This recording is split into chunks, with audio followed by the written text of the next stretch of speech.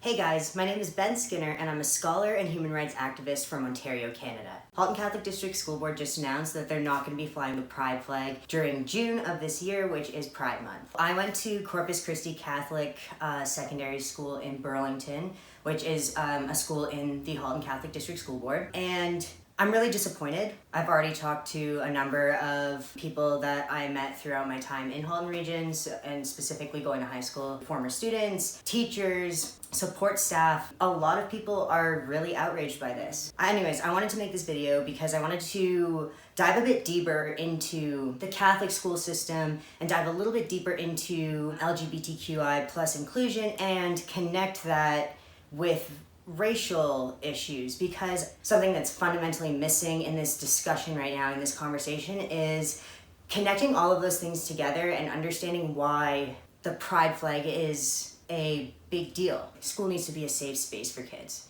They can't develop, they can't learn if they're not in a safe space to their fullest capacity. Kids need to learn that these are important aspects of identity that need to be respected and acknowledged. What about the staff in the Halton Catholic District School Board? I know so many teachers in that school board and I love them.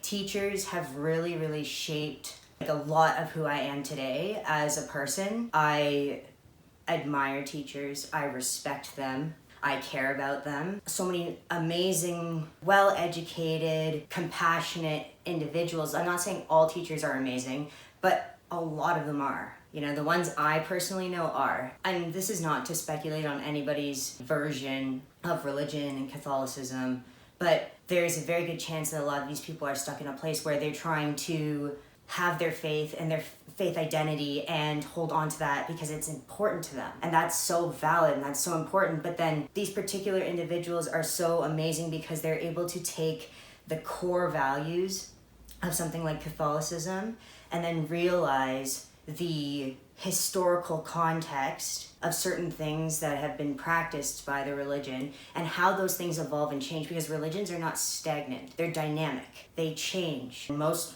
religious people that I know have taken religion and been able to adapt it to the world that we live in today and not be caught in the cultural context that was pinned to that religious context during a time when those lines were very blurred in history, right?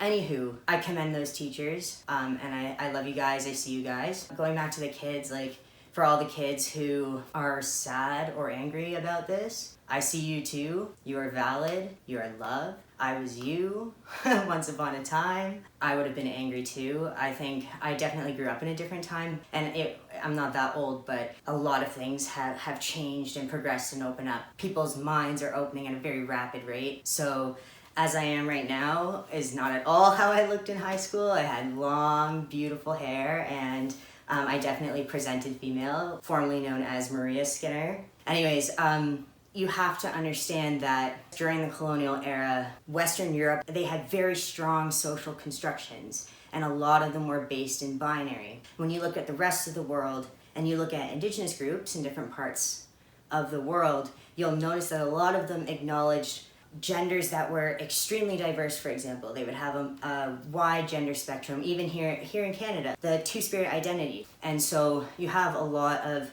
groups of people, and these are people obviously of color, obviously not practicing the same religions as colonizers were. And then when colonization happened, you know the phrase divide and conquer. We've heard that before. There's so much to unpack with this. Black people who are taken from Africa, stolen and sold into slavery on the other side of the world. North America's LGBTQI+ movement stems from there, and simultaneously from indigenous people who are recognizing alternative genders and way of being as well at the same time. It was the people of color, it was the black people who were brought here as slaves and the indigenous people who were already here. And so when you see what aspects of Christianity the colonial powers held onto in terms of the way they tried to construct the social fabric of their colonies, they held on to things that could be you could further divide the people that you were seeking to conquer. drag came from black men honoring black women because of slavery, because of the way they were treated, because it was an outlet for healing. I'm reading an amazing book right now. Hold on, let me go get it for you. Okay, this is the book. It's called Black on Both Sides, A Racial History of Trans Identity. Really good book. You should definitely get this book.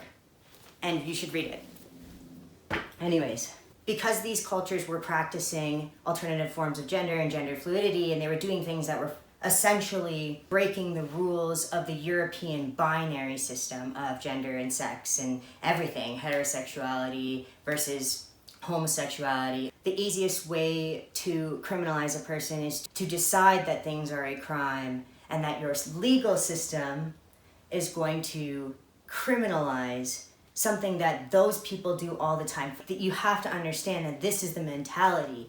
And so Catholicism held onto those things because Catholicism was an instrument in colonization. You have to understand that all of these things are connected in a culture of oppressing the minorities, all of them, right? So this is how we can start to look at history and to start to look at things like the Catholic education system with an intersectional lens.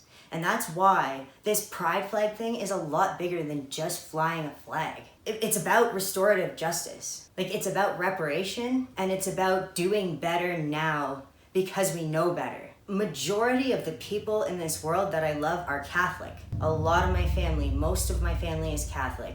A lot of the people that I made friends with in high school are Catholic.